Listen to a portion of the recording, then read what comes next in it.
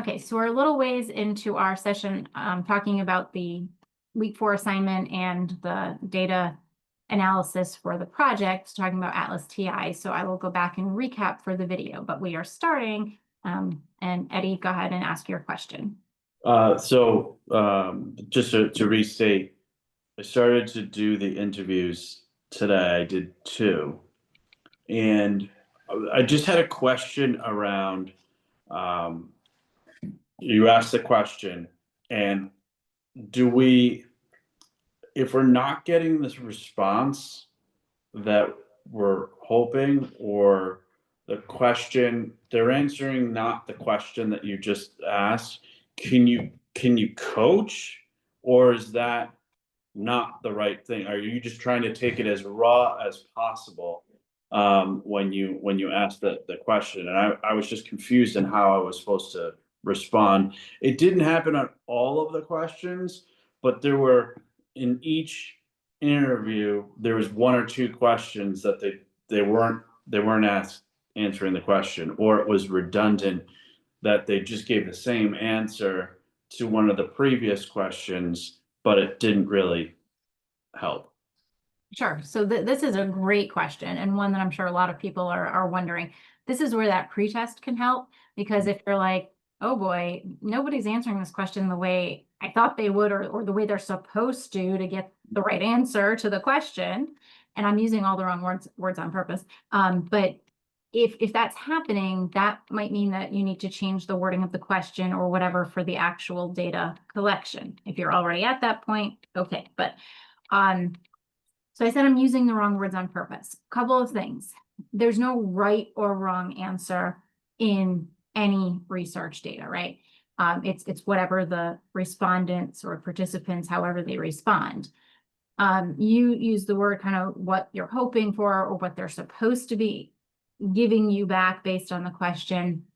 So think of interviewing a little bit like a deposition, right? A lawyer cannot lead, they cannot try to, or if they're asking questions in a courtroom, they can't lead the witness, but they can clarify and keep honing on that question, right? Okay. So you don't obviously want to make the person feel like they're being interrogated, but you want to kind of bring them back. And if they go off on a tangent, and you have very limited time to do this, right? So you can say, you can always politely say, I'm going to interrupt you from this response. The information you're giving me is great, but can you talk a little bit more specifically about, and then kind of restate the question. After you do that, if they still don't get on board, then sometimes you just have to give up. You're not going to get the answer, the response that you think would match the question. Right. That can be telling. Like I said, maybe the question needs to be rephrased, but also, especially if you're finding it with more than one person, and I know in your case, maybe it's a different question, it wasn't the same question, but if you're finding it with the same question, that might give you valuable information too. You might find themes in what they're actually saying versus what you thought they were going to say. Yeah. Okay. Another question was, when they're talking, there were a lot of questions that were popping up into my head of, oh, now I want to ask this, now I want to ask this, now I want to ask that. And I didn't ask anything, because it was like, all right, so these are the questions that I can ask, and this. So what's your response on that? Sure. So when you're conducting a semi-structured interview, you have some flexibility, right? You can kind of like, ooh, this came up. I will tell you, my brain is very linear. I am very structured. So I don't like to deviate, because I'm on person 3. I didn't get this information from my first 2. Is that allowed in research? Yes, it is. Another way you could handle it is you could ask the question, and if you have enough respondents left, then you continue to ask it of them. You could also do a follow-up where you could either email them and say, during the interview, this came up and I'm curious about this. to the one person, or you could do it to everybody, and just say, thanks for interviewing. After going through the interviews, I have a few follow-up questions I'd like to ask you, and send the same questions to everybody. Okay. It's a tricky thing. And often if you're part of like a large research conglomerate, the rules on that would be set ahead of time, where no, like, we are not asking anything extra, or sure, if that comes up, we can kind of, infuse it in.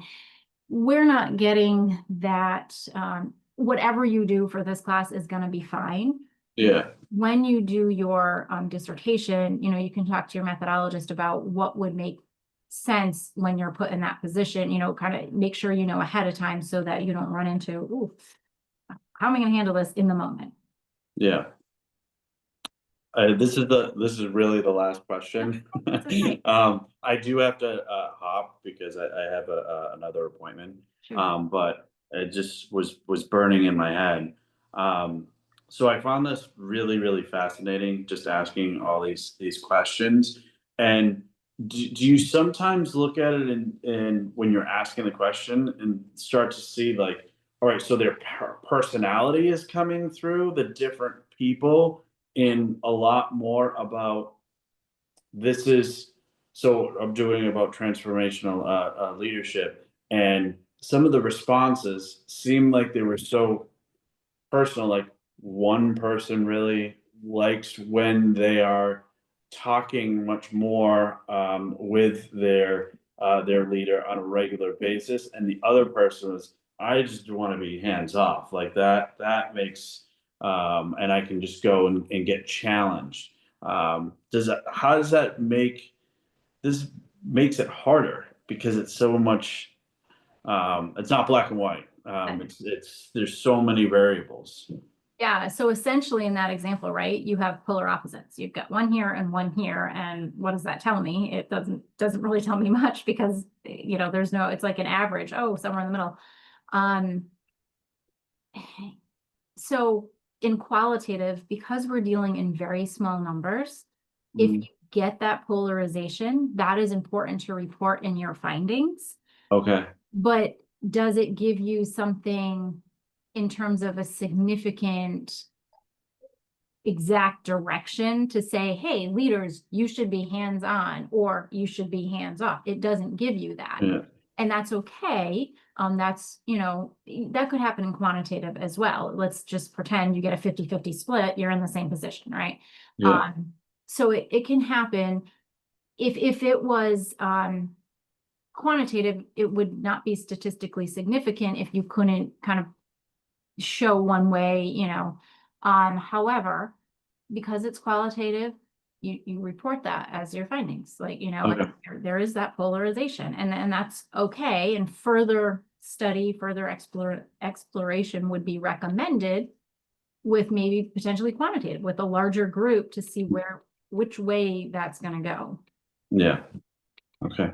And they just happen to be brothers too, which was just so odd. But I guess I see it in my own kids. Yeah, They're totally different. that's right. Yeah, two people raised in the same house are like completely different personalities, right? So Yeah. I'm Yeah. not surprised on that, but okay, yeah, does that help you with? It's so much. Thank you. Thank you so much on that. And I'm sorry for taking the floor from everyone. I Nope, that's appreciate great. And No, those are great questions. No, they it. helped me out tremendously. So Oh, thank you, good. Eddie. Good. Good. I'm sorry that I have to leave early, but I do have to thank you no so much. problem. Thanks, Eddie. Take care. Bye now. All right, Shanika, because you spoke up next, I'm going to ask you, do you have any questions? A lot of the information we just talked about was very helpful. I'm just doing the pretest. I just got the pretest sent out and supposed to be back by tomorrow. But so I wasn't there where he's at. I did the ATLAS training, but I haven't did the actual the assignment. But I did the training and everything, and now I'm ready to do that tonight. But I've been working on the pretest, and I had to go back and clarify, clean up from last week. But I'm kind of excited about the pretest, because it's like if I do get it back and they have some questions, then I can change it up before the actual interview. So he's just he's ahead of me. So but I think the pretest was a good thing to do. I like that part. And I think the pretest will help keep in mind, it's not a silver bullet, right? You're going to fix this because you found this in the pretest, and then something else is going to come up when you actually do it. And you'll be like, oh, well, that, okay, and that happens. That's okay. But at least the pretest gives you a little bit more, where something solid to say, okay, at least I've tested this and I can see, where anything major was needing to be fixed. No, so I feel pretty good this week. I'm feeling a lot better this week. I was struggling there, but I felt a lot better. So Good. Okay. O'Brien, and we can come back and talk in a minute. I just want to make sure we get questions for ATLAS.ti out of the way. O'Brien, do you have anything for the data collection piece? No, Dr. B, I am actually clear. I had the same questions Eddie did, so we're aligned. Okay, perfect. So I am just going to do a quick recap here of what we talked about with Eddie before we started recording. So kind of walking through this assignment here, and I apologize, Shanika and O'Brien, that I'm just going to recap this, but so once all the information, either for the assignment or actually for your data collection and analysis, either way, but you're going to input the data into ATLAS.ti. For the assignment, it is the Word documents that are included in the assignment. For your data collection, it probably is going to be Word documents. If you record your interviews, I would still suggest that you use the transcripts of the recordings instead of uploading the recordings to ATLAS.ti. You are welcome to upload the recordings and do it that way. That takes a little more figuring out in ATLAS.ti, but if you're tech savvy and you're thinking you can figure that out and actually analyze the recordings in ATLAS.ti, go for it. If that's not you, then stick to the transcripts. Transcripts are a little easier to clean up and, kind of get them in order before you're submitting them. You don't need to do any cleaning for the assignment transcripts or documents, but you would need to do some cleaning potentially on interview recorded transcripts. So you're going to put those in, and then again, you can get fancy in ATLAS.ti, but there is no need to do that. So don't stress yourself out. Basically for this class, you're looking to code the information. Through the coding, you'll probably use memos. So that kind of takes care of coding and memos in one. There's more to coding than just the memos, but often you will use memos as you're coding. And then, so you have, your organization report all coming from ATLAS.ti. In addition, you're doing network map, which include, you're including codes, comments, and frequencies. Your frequencies, typically you're looking at a frequency list, which you can also clean up and remove words like the and you can set it where you're looking for 5 or more frequencies, etc. And then for the assignment, for this week's and for your actual data analysis for your research, I would recommend that you then use a word cloud, for that frequency, because it's a little more visual and it gives your report, again, something more visual than just a list. And it also, the reader, it gives them something visual. So I would recommend word frequency, cloud, word cloud. All right. Then again, if you do anything else, totally optional. So don't stress yourself out. You want to play with it, find something while you're working on the assignment so that you want to then use it later in your data analysis, that's fine. Then you're going to write one paragraph on the advantages and disadvantages of using a computer software to analyze the data, specifically for, what are we doing, qualitative, right? Because you just did SPSS. You can talk about that if you want to, but really here the focus is the advantages and disadvantages for qualitative. Because remember, like in quantitative, can you do all those calculations out longhand? Absolutely. That's how they were done once upon a time, but mostly no one's going to do that. We're going to use SPSS. Can you code qualitative without a software? Absolutely. It's going to take you longer, but you can certainly do it. So the, pros and cons, basically advantages, disadvantages of the software. And then try to combine all this information. So your word cloud, your map, all these things coming out of ATLAS.ti and your paragraph, try to put them in one Word document. If you can't figure out how to pull your reports out of ATLAS.ti and then merge or combine or get them all in one file, just take screenshots within ATLAS.ti and paste them into your Word document for submission. Okay, that is all I have for you for tonight in ATLAS.ti. So thank you for watching and have a great week.